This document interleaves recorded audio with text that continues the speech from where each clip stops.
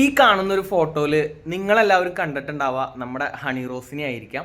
പക്ഷെ ഞാൻ കണ്ടത് നമ്മുടെ ഹണി റോസിൻ്റെ കയ്യിലിരിക്കുന്ന ഈ ഒരു ബുക്കാണ്. കണ്ടോ, ദ ഹൗസ് മെയ്ഡ് സീക്രട്ട്.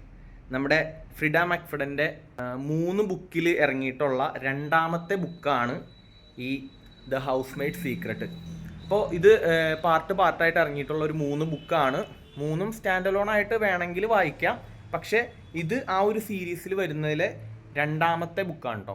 അപ്പോൾ ഇതിൻ്റെ ഫസ്റ്റ് ബുക്ക് വരുന്നത് ദ ഹൗസ് മെയ്ഡ് എന്ന് പറയും. രണ്ടാമത്തെ ബുക്ക് ഇത്. മൂന്നാമത്തെ ബുക്ക് വരുന്നത് the house made is watching. ഇതാണ് നമ്മുടെ മൂന്നാമത്തെ ബുക്ക് വരുന്നത് കേട്ടോ.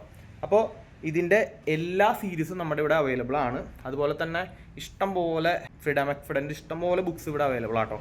അപ്പോൾ ഇതിൻ്റെ റേറ്റ് വരുന്നത് 499 രൂപയാണ്. അതുപോലെ തന്നെ ഇത് ഏകദേശം ഒരു 365 പേജ് ഇത്രയൊക്കെയാണ് വരുന്നത്. അപ്പോൾ ഈസി റീഡിംഗ് ആണ്, നല്ല സിമ്പിളായിട്ടുള്ള ഇംഗ്ലീഷാണ് യൂസ് ചെയ്തിട്ടുള്ളത്.